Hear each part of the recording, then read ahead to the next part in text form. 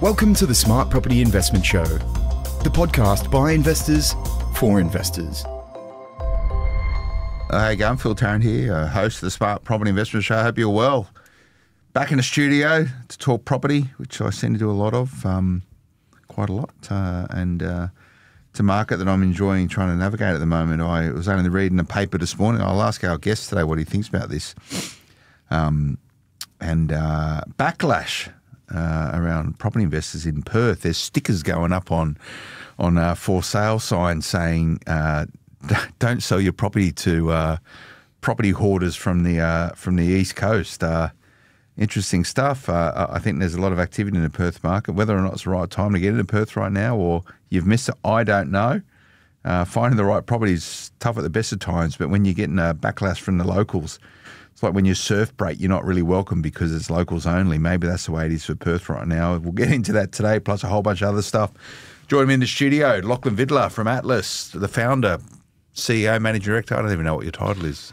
Any and all of the above. Yeah. You know I've never had a title. Haven't you? No. It's been Phil. Just Phil. Phil, Momentum Media. It just depends. I've never, I'm just not not important enough. Yeah. I don't know about that one, but I guess, just trying to think. Do I ever use it? Not really. I go by director, but Director. What do you Director's ever... easy. If I ever use it, it's always director. It's just like, what do you do? I don't know. It depends. Yeah. It depends any given day what's happening. But, how you been, mate? What's happening? Good. Yeah, we're moving things along. We're growing a lot, which is... You've got some fancy new offices, I hear. Yeah, we had to move up in our building. We need a little bit more space to keep growing out our team, which is fantastic. We're really busy. More clients we've ever seen coming through the door, which is amazing, and more properties ever than ever. Mate, it's a tale of two cities because I'm hearing some buyers agents are struggling finding clients at the moment. Really? Yeah. Okay. What are you doing different? What are you doing different? Something. Truthfully, I think that like any business, when you start to achieve scale, it obviously becomes a little bit different and a little bit easier. And I definitely feel a lot of empathy for those guys just starting out now because I was lucky because we started about sort of 4 or 5 years ago. So we've had all that time to build a client database. We've had all that time to build results. We've had all that time to have people talking about the results that we've had for them. And then it starts to flow from there. So trying to start out now, the market is definitely starting to get quite saturated. Like there's still big room for new entrants, of course. And I think new entrants are great because it helps to raise the profile of what a buyer's agent does, assuming they're obviously good operators and ethical operators. But I think it's definitely kind of challenging. But, in the same breath, real estate agents are a dime a dozen and how long real estate agents existed for. And you see people come and go from the real estate industry all the time. Was there 60,000 real estate agents? I can't remember the number. It's about that. Yeah. It's about that. Massive. And you always see it that when times are good, everyone floods into this, when we talk about real estate, we're obviously not talking more about the sales leasing side. Yeah. Everyone floods in because they reckon they can make a quick buck. It's easier to sell a property. And then as soon as times get a bit tougher and you've really got to start to work for it, you see a lot of entrants leave because, the hard work doesn't, it's a different level of hard work when it's a softer market. Yeah, and I sort of take your point, is it harder today to build a buyer's agency business or operation than what it was 6 years ago versus what it was 10 years ago versus 20 years ago when the OGs were in there? It'd be interesting, whether there's some... I'm just trying to think of what particular industry you can benchmark it against, try and get a sense for how it's going to grow and evolve. And it's quite unique, sort of property investment advisory. I think it's sort of horses for courses though. Like at different stages, there's been different challenges. Like I think about the guys that were there maybe even 10 years ago plus. From knowing a lot of them now, I know that they've always said to me one of their biggest challenges was awareness. Like people didn't know or understand what a buyer's agent did. So for them, a lot of the challenges that came with trying to, find clients, grow a business and then ultimately help people was people understanding versus now the awareness is a lot higher, but it also means there's a lot more competition. So now you really have to be able to stand above the rest to be able to grow. So I think like any business, right? It's just at different times and different cycles, you have different challenges, but ultimately they're all challenges and you have to work it out. And I think we've probably done a lot for supporting the awareness of buyer's agents. I think a lot more people know they're out there now from tuning into this podcast and other podcasts as well. But, what's the future look like? I still can't work out how many investment properties in Australia are transacted by using a buyer's agent. It's like it's a mysterious number that no one knows. Absolutely. And I feel like it's always going to be like that, because even where some states have started to put a buyer's agent space on a contract, people don't always fill it in. Yeah. And like, do you go and make it a law that that you have to fill it? Like, you can take it to a really silly degree, but I think that, you can use stats though, right? Like I feel like we'll never get an exact number, but there's about 500 to 600,000 transactions a year. There's roughly, a third of the properties in the country are investment properties. So if you take a third out of that number, and then, if you kind of start to extrapolate out maybe some of the numbers of, those of us who do quite a number of transactions a year, you can kind of pull it down. I've thought around now, like you're probably talking maybe 10,000 a year. That's sort of where I feel like it sits right now. I don't think it's more than 15. 15,000 properties a year are transacted. Like through a buyer's agent. Through a buyer's agent. Yeah, I don't think we're at 15. I think probably around 10. Do you reckon it's 10,000? Well, I think, if I think about some of the, the competitors of ours that I know quite well, I'd say that we're professional mates through some of that stuff.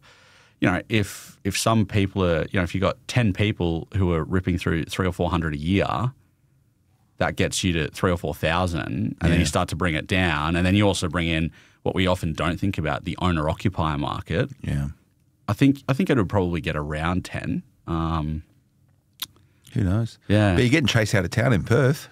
Oh, God. Buyer's agents aren't welcome. Did you say that it was in the Financial Review this morning? Did you read the piece? Yeah, pretty much stickers going up saying don't sell to property hoarders. I think maybe I got the language right.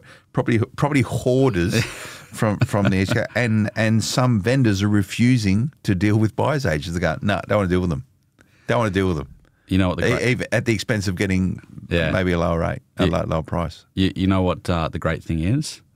I can't think it'll be that many people. So it's a great story. It's a good spin up. But pretty much any vendor that I've ever dealt with, what are they usually most motivated by? Price. I don't think they really care who's going to take their property over. Well, the argument is buyers agents now, or property investors. Yes. Property investors are driving up the prices of Perth property, and all the locals there are outraged by it because it means it's making property unaffordable. I would imagine they're probably not the people that own real estate in Perth, because they spent a decade with property going south rather than north. So it's I would expect better from the Financial Review not to write a story like this. I think it's it's clickbaity. It's great. It's great. Clickbait. I'm talking about it. Yeah, well, and that's all they want, right? We've said Financial Review. Somebody who's going to listen to this is going to go and look at the article. They're going to get a few more views, a couple more advertising dollars. But I think, look, at the end of the day, you go on Facebook or Instagram or a news site or a blog or a forum, and you're going to have people who are bitching and whinging about property investors. Yeah. And at the end of the day, there is still usually no more than about a third of all transactions going to property investors. So property investors, in my opinion, they don't tend to prop up a market. Like they are part of a market, but ultimately property investors, if they're good at what they do, are only in a market because there's really good fundamentals. There's an argument saying that a lot of the price growth in Perth is a result of property investors being super active in those markets. There are some areas going up 30-40% annualised, right? Like that said, it hasn't done anything in 10 years. Yeah. So it's just this this delayed sort of growth. But I imagine it would have some influence or some impact on it. But I mean, what? And to be fair, I'd make the argument that yes, property investors are active, but the only reason prices are moving is because of supply and demand. Yeah. So right now, there's not enough supply, and arguably, even if you took some of the investors out, supply levels are still some of the lowest they've ever been. So it's not, to me, it's not property investors. And I'm not just saying that because obviously I work in the industry or I'm an investor myself.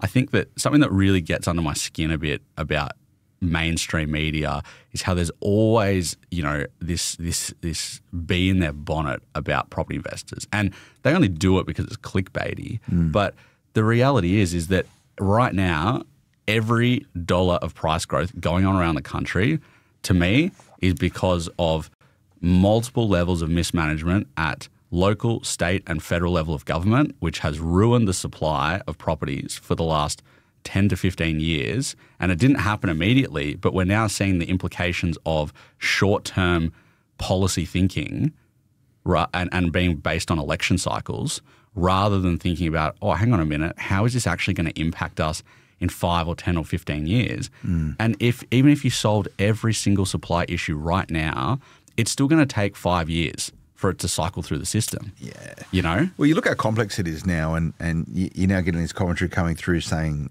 the rorts in the union movement are crippling the construction industry because it's making property more unaffordable because of all the kickbacks going on. Yeah, literally. This whole CFMEU stuff is crazy. And I mean, whenever you read the articles though, it's pretty clear everybody knew what was going on. It's just that no action was taken. And, whatever, horses for courses, people can do what they want.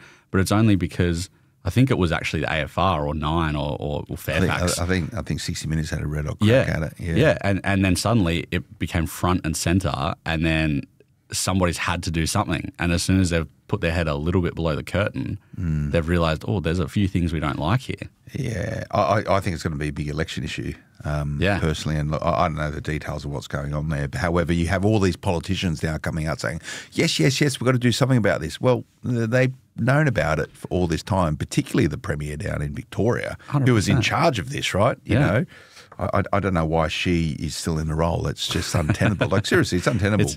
It's to this degree. But anyway, but the point is, and the argument now is around, well, this is making everything more expensive. Absolutely it is. Taxpayers are getting hammered because they're paying more for construction projects, and and mum and dad sort of house buyers are probably copping it as well. But anyway, it's probably outside the scope of this podcast. What's going on with Talbot? How's your platform going? It's going great. We're I think I was last in here maybe a month, 2 months ago, and we're just on the very cusp of having this next stage of the development done. I think I said it last time. I'm saying it again. It's the curses of software development. Yeah.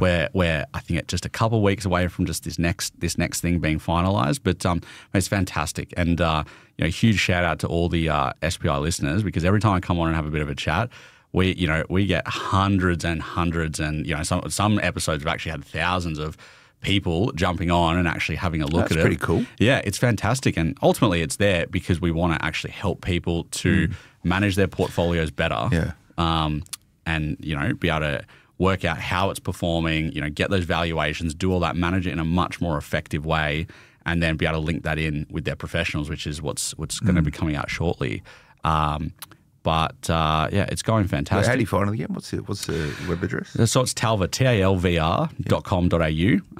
And as I've spoken about a few times here, the whole idea behind Talvr is we're getting people out of Excel, we're getting them out of their drawer full of receipts, getting them onto our platform, and it's helping them analyze their real estate investment portfolio. But you can put your owner occupiers on as well, and help them see how it's performing, what's been happening, manage that performance of it. And then some of the things that we're about to release are being able to link in with your advisors, so your buyer's agents, your accountants, things like that, and helping people to have a really holistic journey rather than trying to go at it by themselves and getting stuck in that 90% of people who don't really drive their portfolio forward. And for me, a big part is because of performance. Disenfranchised, unhappy, property's not the vehicle for me. When really, if they were just tracking their performance a lot better, they would have worked out what they needed to do to improve. Well, you've got to understand your performance in order to strategically work out what you're going to do next. But it all comes down to finding the right property. The first property is so important. I know that's something you've been spending a lot of time on. And I want to sort of chat at length with you on that today. What about your podcast? That's still going? Yep. Still you enjoy it? You enjoy podcasting? Loving it, yeah. So Property Investment Australia podcast. It's going fantastic. It's, we are seeing massive upticks of listeners literally every single week, or fortnight that we put it out. And I'm loving it. It's really cool to have, I guess, that creative control, really start to drive a narrative and a story. And ultimately, in this stage of the podcast, we're really focusing on the education piece, really focusing on giving people, I guess, a bit of a tool or a resource of, understanding different aspects of property investment. And I'm sure before we know it, we'll do some things similar to Smart Property Investment Podcast, get some people on chat, get some investors Who on. do you do it with? So I do it with a very good friend of mine. I've known him for years now. His name's Will Sanchez. He's the he's the franchisee of Aussie Newtown. So he's a platinum broker with Aussie, so one of the top ones in the country. Absolute gun, massive gun. So for me, when we wanted to do the podcast, I thought it was a no-brainer, right? We get the property, we get the investment, we get that economic knowledge I bring, and we get Will with the banks, the broking, the borrowing capacities, all that, that really core part of building a portfolio. So I think we bounce off each other really All well. right, well, there you go. Go and tune in. What is it called? Property Investment Australia podcast. Property Investing Australia. The second best podcast. Of course. Second best as The always. second best. I don't know what the best one is, to be honest with you. People keep asking me, but probably done more than most, but whether it's the best, who knows, the Smart Property Investment Show. But let's dumb it down, keep it simple, talking about property investment. And a lot of people are going to go, oh, wow, it's just pretty basic, right? How important it is to find the right property. How do you find the right property? Because it's always going to be different, but there's some commonalities. Chatting about how to find the right investment property and why it's important to find the right investment property. These are pretty basic stuff, right? But you got to get the basics right. And property largely is a pretty basic thing. It's not some secret how to do this. It's pretty simple. You find the right property and hold it for some period of time, and typically you can go pretty well. But I know you've been doing some work recently, and it's just a question that keeps popping up. There's the right investment property. Absolutely. I think I was actually really surprised. So the backstory behind why I wanted to talk about this today was that I think it's really easy when you work in a space, like whether it's property or if you're an accountant or if you work in marketing or whatever it might be, when you're around it every single day, it's really easy to kind of forget that not everybody will have the same level of knowledge. And there's always new people coming in. There's always people who have dipped their toe and they've now taken it out and they're looking to get back in. And we actually did a big survey of all of our clients and also our database of people. So we sent this out to about like 10,000 people, right? We probably actually more. And we really wanted to understand from the point of view of Atlas, what kind of content can we deliver to help everyone understand property better? And I was shocked to find out that of all the people that responded, and we had hundreds of responses, about 60 to 70% of all the respondents said that the number one thing that they're really struggling with is how to find the right investment property. And I just thought, wow, that's crazy, because to me it seems like something really straightforward. But like I said, you're around it long enough, and I'm sure you probably feel the same with the podcast and everything that you guys do here at Momentum, that you can often forget not everyone's at that level.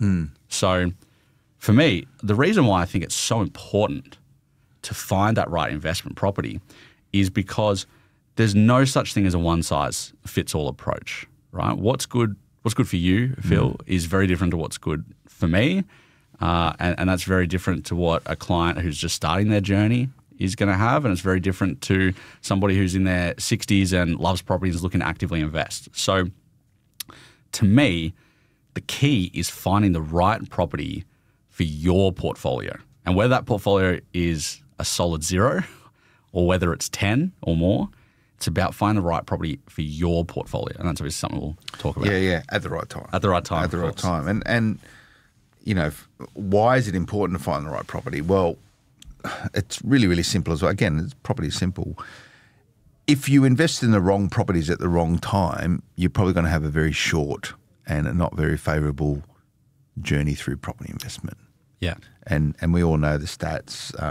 Most, as in, the I can't remember exactly the numbers. You probably know it. Most Australian property investors own between 1 and 2 properties. You know? And again, you get sort of conditioned to this idea of, like, I hang around. I got quite a large property portfolio. I sort of knock around people with portfolios much larger than me, right? And you just get conditioned with the idea going, it's a big portfolio worth all this money. Like that's not the norm. That is not the norm. I think a lot of people would chase that vision to actually have a large portfolio. It's hard to do. But most end up with 90% of investors only own between one or two properties, right? 'Cause Yeah. they probably, I tell you, they absolutely bought the wrong property first. Absolutely, and you bang on with the numbers there. So yeah, it's 90%. So it's 71 is 1, and 19% is 2. 71% of Australian property investors only own one property. Yep. That's crazy, isn't it? Yeah, and I think It's like 20,000 own more than 6, I think. it's about minuscule. that number. It's minuscule. I think from the percentage wise, it's someone's definitely going to quote me on this one. You can look it up. It's on the ATO stats portal, but it's sub 1%. I think it's like 0.5% or something, or even less than that is 6 or more. That's where it sort of stops. But yeah, to me, it is. It's crazy. So 71 is 1, 19 is 2, so therefore 90% own 1 or 2 properties. And to me, it's clear as day. It's because they aren't finding the right investment property. Because if you did find the right investment property, even if you weren't actively trying to grow, like let's say you just had a regular, I don't know, mum and dad, blue collar, white collar couple, whatever you want to call it, right? Just a regular couple sort of sitting there, and they buy one property and they're trying to really grow themselves towards retirement. If you buy the right property, it'd be almost impossible 5 years later to not be in a position to buy your next one. Yeah. And then again, if you go another 5 years later, then to buy another one, and suddenly you're at 3 and you're in the top 10% of property investors. So to me, a lot of it comes down to people aren't finding the right property. And what kind of could be the cause of that, or not the cause of that, but I guess what's the impacts of not finding the right one? Well, the poor property selection, often it's going to bring you capital growth challenges. So that's your first issue. Is it's hard enough to save for one property. Yeah. By the time you get that, you want that to do the heavy lifting, right? You want to grow that equity in that property because that's going to let you leverage into your second one a lot faster. So poor property selection will bring you capital growth challenges, but then it can also bring you cash flow challenges. So negative gearing, right? Like right now, reality is almost any property you buy is going to be negatively geared, right? Unless you've got a huge cash. Exactly right, right? At the front. If you're borrowing at 80%, yeah, it's going to be negative. Yeah. So for a time. Exactly right, for a time. And that's it, right? Like right now, that's probably the reality for like the vast majority of property investors. But that's just because of a function of where we're at. We look forward in definitely 18 months. Those property, like people are getting rates. I think I just saw one of the banks, I think it was Westpac, maybe yesterday. It was one of the big banks. They dropped their, I think it was 3-year rate. So it's now dropped sub 6%. So fixed. Yeah. Yeah. So good signs to see that because it's obviously talking about where markets are trending. But 18 months, 2 years, you're going to see, like my thoughts are we're going to see rates back driving down towards the low 5s. And then ideally, probably not within the next 18 months, but ideally after that when things start to maybe normalize again, we could potentially start to look at like high 4s again, right? So then those properties, if you're buying good ones, right now maybe they're not having strong cash flow, but give it a little bit of time, and when rates normalize, they would be. But I think probably most importantly, it's not those properties that you may be driving like a 4.5% or 5% yield that I'm sitting there talking about. I'm talking about the property investors who go there and drive a property with like a 2.5% yield, 3% yield. And it does not matter how far the rates drop. That property's going to take a decade or longer if even it can get to positive cash flow. And that's the biggest thing that I also see stunting and making people choose the wrong property is that cash flow side, because then you go back to the bank and they go, sorry, mate, you can't lend. So do you reckon of that 71% of Australian property investors only want one property, only have one property, do you reckon most of them would want more than one property? I would be pretty shocked. I think out of all the clients I've ever worked with, there was one client I had, and that client looked at me and said, I want one property and that's it. And I said, are you sure? Like I understand right now, maybe it's only one. Do you think maybe a second, anything, just thinking it's a strange conversation. And he looked back dead at me and said, no, I only want one property. I don't want much. I got other stuff going on. I want one. That's it. And I said, all right, fair enough. Well, obviously. So what do you think the challenges are faced by people trying to find the right investment property? Because there must be challenges because 71% of people only own one property, one investment property, and I think, was it 19? So 90% all up between one or two. I think, to me, there are 4 key challenges that people have, right? When they're trying to work out what's the right investment property and sort of how to then build out that portfolio. So I think there's 4 key challenges. First one is time, right? Everybody's so busy. Like everybody's busy. And I was actually in a really interesting conversation the other day, and this conversation basically went that somebody said, I hate the term busy, and I've actively tried to get it out of my vocabulary. And I said, okay, what do you mean? He goes, well, you go and ask anybody, oh, how are you going? What's been happening? Oh, I'm busy. What does that mean, right? Like, are you being productive? You know, what does that actually mean? Because busy is not often helpful. So most people are busy, right? And it's often things that aren't very helpful. And what that means is they don't have the time to commit to looking and researching and analyzing properly. So you'll get, you know, you come home from work, you've had a big day, you know, if you're a tradie, you're obviously really tired, you've been pretty physically exerted all day. If you work an office job, you know, you're back home and you're sort of going, oh God, last thing I want to do, I've been sitting around the office all day is start to sit in front of my computer. So maybe they get a little bit of time out in an evening to start to research, right? By the time you get through what I would still probably call is an inferior amount of research, the market's already changed. You know, you've lost whatever knowledge you gained 3 months ago about a specific market you might be looking at because it's totally different now. So you're constantly playing catch up and never quite getting there because you don't have the time to properly commit. Yeah. Well, it's hard to find a time, and the time is precious. Do you know who probably, this is a blanket statement, but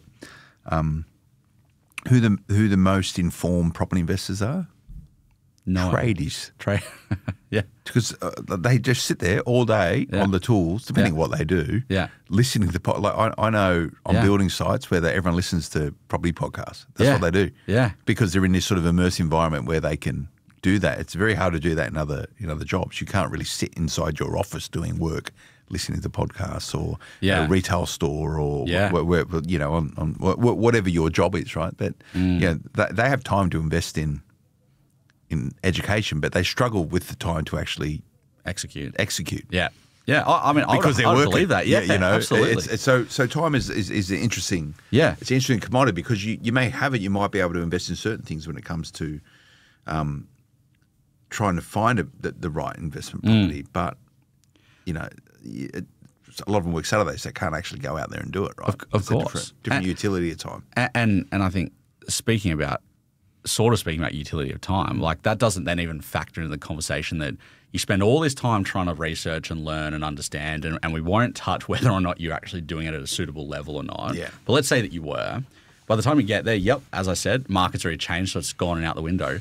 But on top of that, if you spent 6 months or 9 months researching, think of all the opportunity costs you've just lost. Yeah. You know, like you look at any of the data, right? And I talk about it pretty frequently whenever we chat is our performance data, and we're always measuring it, and we average our average annualized capital growth rate is 19.6% each year.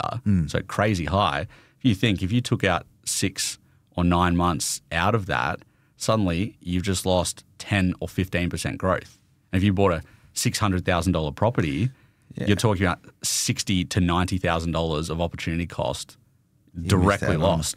And that might be, you might have the time, and sometimes too much time is a negative commodity. Yes. As well, because to your point, because if you have the time to sit there and research for 9 months, you're not taking action. Yeah. There's opportunity cost. But even then, you might be really well educated. Yeah.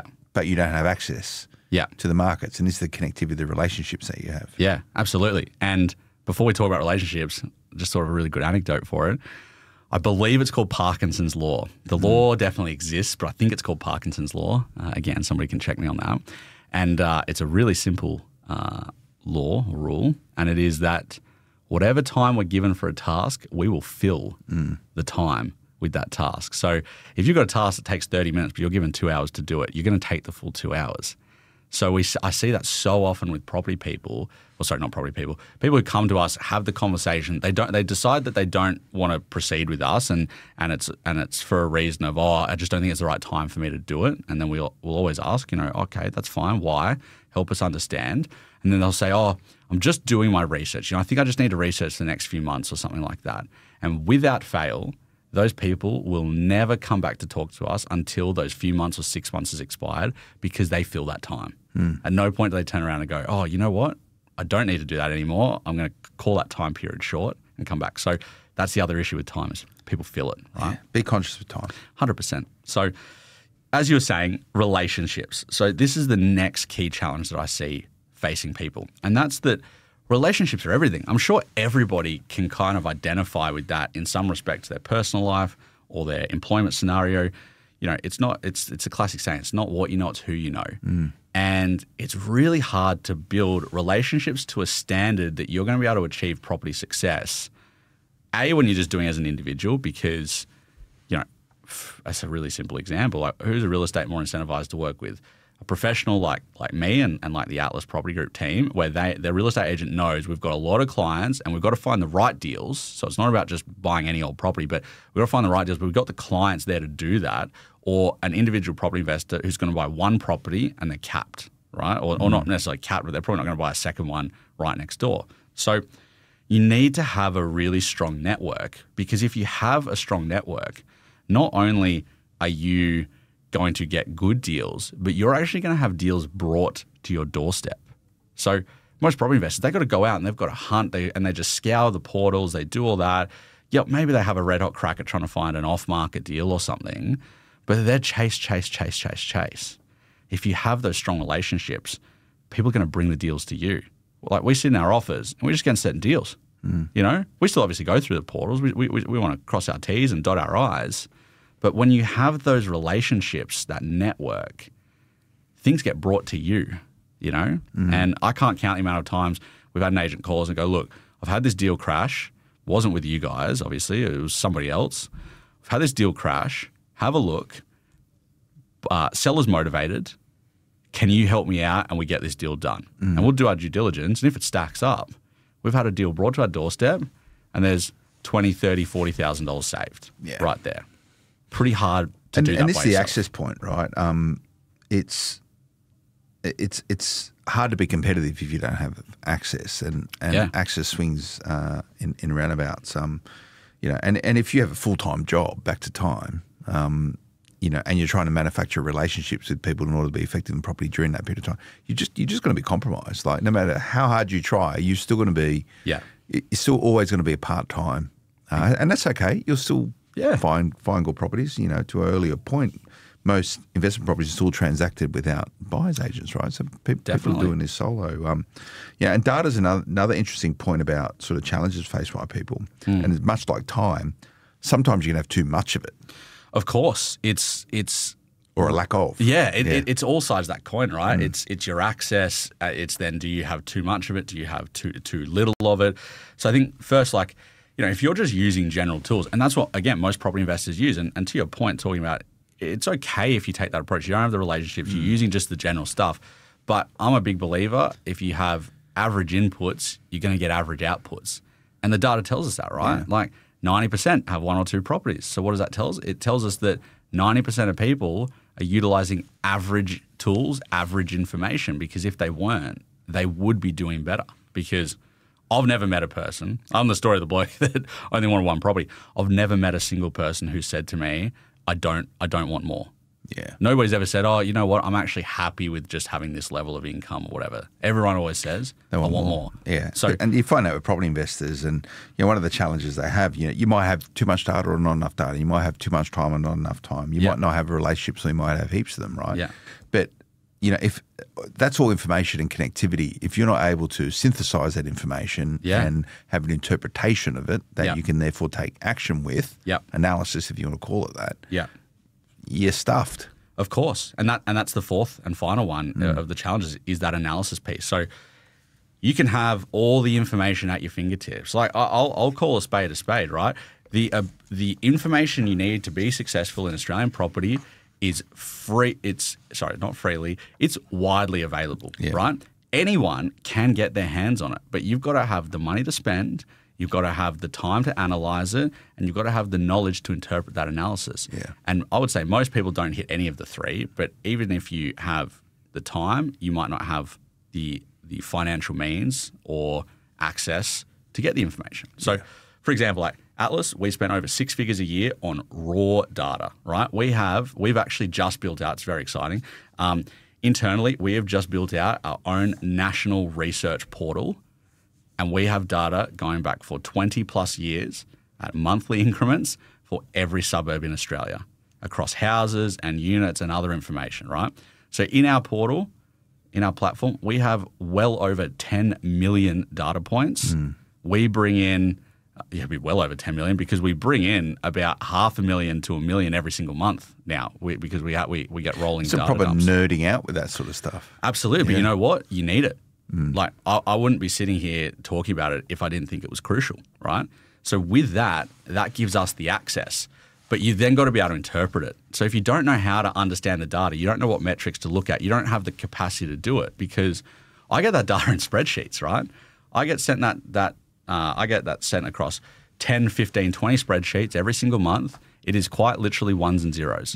If you don't have the ability to then go and analyze that data, understand what you're looking for, understand the trends, understand how to unpack it, average inputs get average outputs. Yeah. You know, so what you put in is what you get out. And I guess this all sounds good in theory around what these challenges are. But okay, well, with that in mind, how do you go and find the right property? Welcome back, Phil Tarrant with Lachlan Vidler from Atlas. Now, I imagine you're going to tell me, we just spoke about those challenges before the break. What do you do about it? Well, you address them. Yeah. Probably, and that's probably going to help you find the right property. And again, you got to be careful with this notion of finding the right property. You might find the right property today. My portfolio, or the Smart Property Investment portfolio, bought a lot of the right properties at the right time. Yeah. Many of them aren't the right property for us right now. Yeah. And this is the important point. You know, you've got to buy within the realms of what you're able to buy right now and what your strategy is right now. So you just hope that the right property that you buy today is potentially someone's right property tomorrow. Absolutely. You know, so if you buy the right property today, it means you're going to get the upside benefits of it. But in time, if you choose to recycle those properties, that's going to be someone else's right property. Yeah. And that makes it even a righter property. That makes sense. But how do you go about finding the right property? So I think in terms of finding the right property, I want to reverse engineer some of those challenges, right? Because really the challenges are then also the opportunity, and that's how you find the right one. But the first thing I'd say to everyone is, before you find the right property, you need to understand where your portfolio is at. Because as I said right at the start, it's the right property is the right property for you in your portfolio at the time that you're at, right? So you need to understand where you're at. You know, if you don't have any properties, then you need to understand how do you actually construct a large portfolio from scratch, right? And it's not as simple as just going out and, you know, licking your finger and seeing which way the wind blows, right? You need to understand that part. If you already have properties in your portfolio, you need to understand what's missing and what is going to then supercharge you to moving to the next stage of your portfolio. So for some people, it could be, hey, we've got a lot of properties that have grown, but our cash flow is not as strong as where it should be. So maybe we need to inject some cash flow. For other people, it could be the reverse, right? We've bought some properties, didn't grow as much, but they've developed a lot of cash flow. We now need growth, right? To me, that's also two examples of probably not buying the right property because you can actually keep them somewhat in balance. But you need to understand how that unpicks, right? Because by doing that, you'll understand the type of market you need to be in because the right property is also about the right property in that market, right? There's no point going and buying a home with 7 bedrooms in a place where the vast majority of properties are 3-bedders, right? And 3 beds is the most common property type around Australia. So you go, sweet, I've got my mansion, but that's going to be hard to rent. Yeah. Bank might struggle to value that because there's not many comparable properties nearby. Suddenly, it was something you thought was really cool because you've got a big family or you just think, you know, McMansion's what you want to have. But it's not really helping out the portfolio, right? So by understanding all that, you can drill into the market first to tell you the attributes out of the market that you need for your portfolio. And then in that market, you then understand what types of properties are the most common there, right? So how do you do that? That's probably the big question. How do you do that? So what you're talking about there is asset selection, right? Yeah. You know, it's got to be different depending on what you're doing. So how do you go about doing that? So it starts with the data, right? And that's kind of what I've been dancing around. So it starts with the data. You need to have everything that I was talking about in the challenges piece.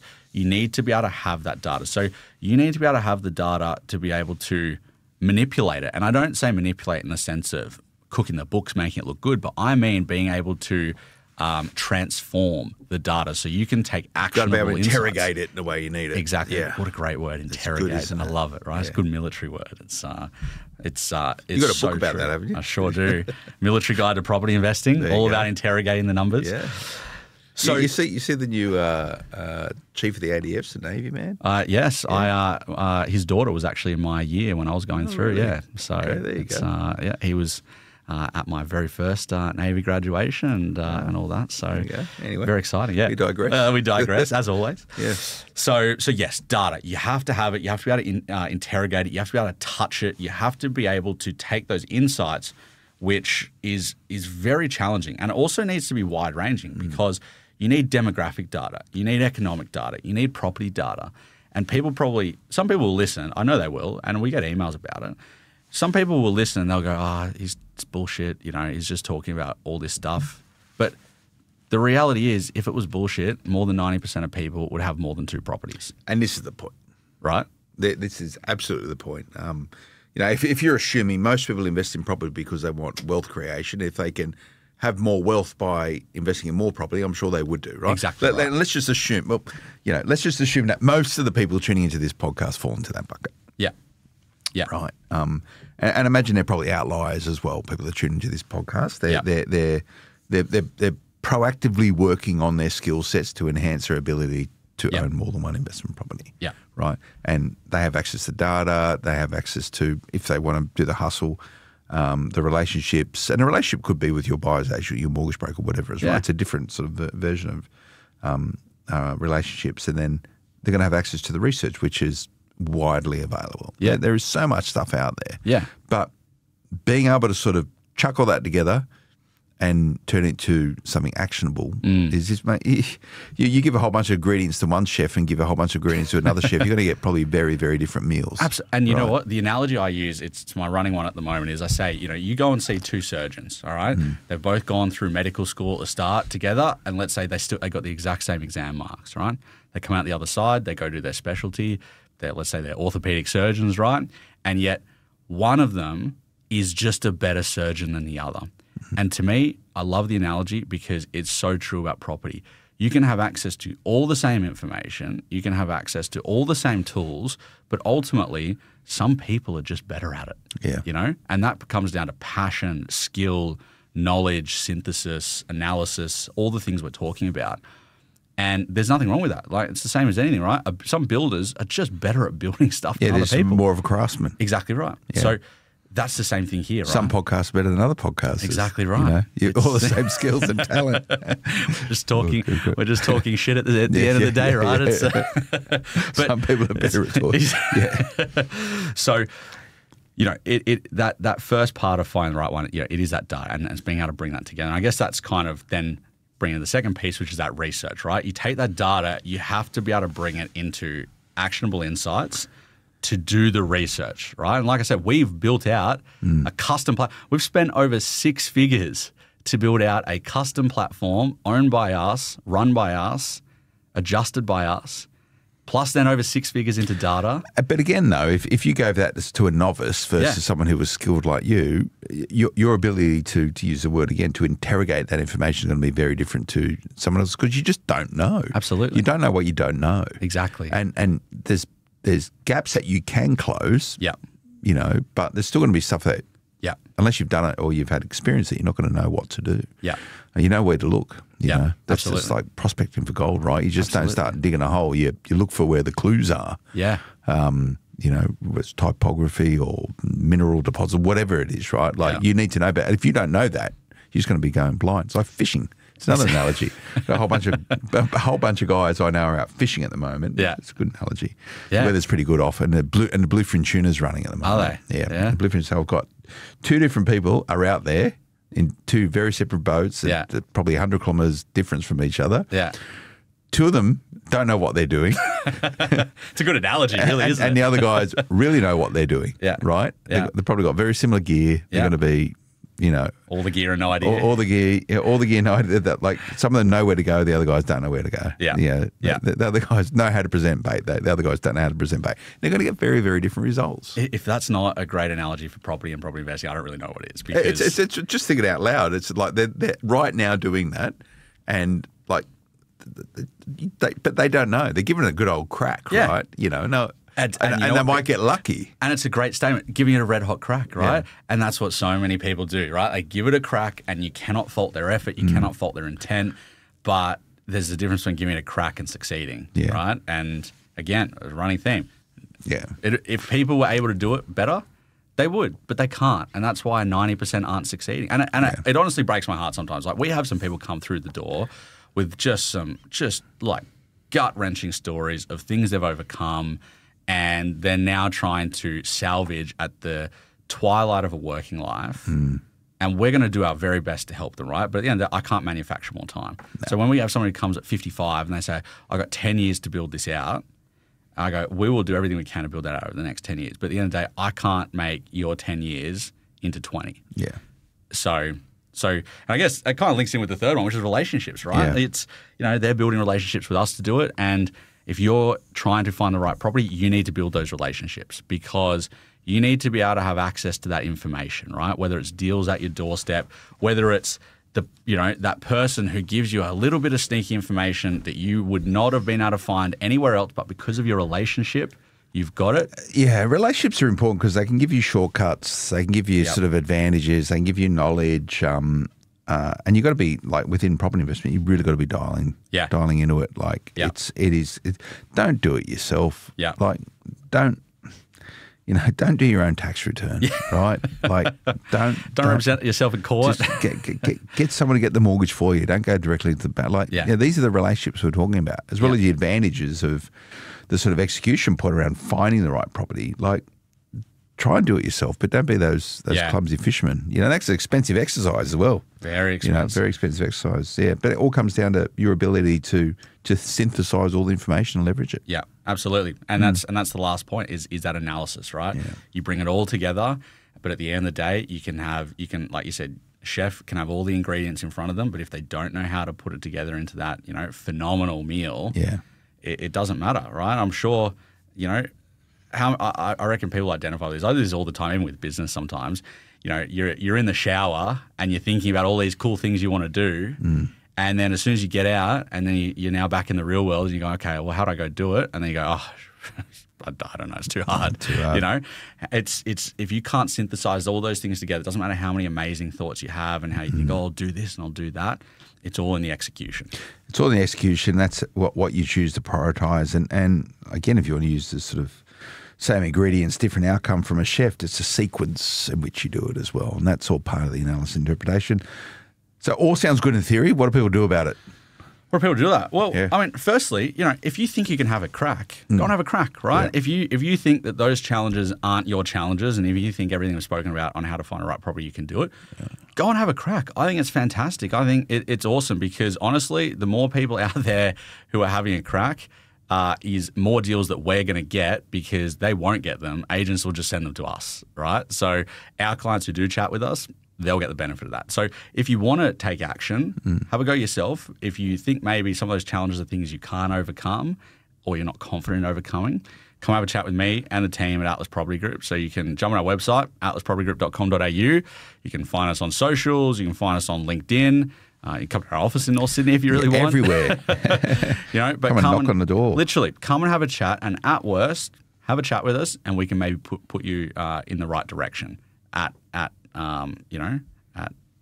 best, I can't remember if I just said at best, but on the other side of that coin, if you need the help, come and have the chat, and we'll be able to help you out. And we've got a great team there to support you. You can get access to our, data platforms, or through us anyway. The whiz bang magic box of data. Right. So, come and have a chat is the end result. Come and have a chat.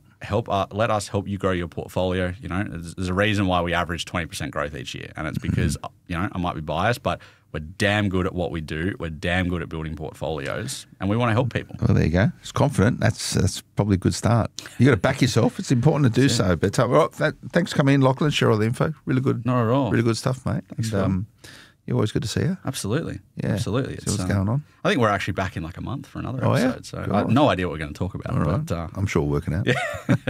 That's Lachlan Vidler over at Atlas. What's the website again? atlaspropertygroup.com.au. atlaspropertygroup.com. There you go and check these guys out. We speak a lot about this also on smartpropertyinvestment.com if you want to go and have a look at that. Stay tuned, stay connected. Please keep those reviews coming. We do like them. We appreciate them. Social media, you can find us, Smart Property. Just look for that, find us, and if that's how you follow us, that's cool. And we'll see you again next time. Until then, bye-bye. The information featured in this podcast is general in nature and does not take into consideration your financial situation or individual needs and should not be relied upon. Before making any investment, insurance, tax, property or financial planning decision, you should consult a licensed professional who can advise whether your decision is appropriate for you. Guests appearing on this podcast may have a commercial relationship with the companies mentioned.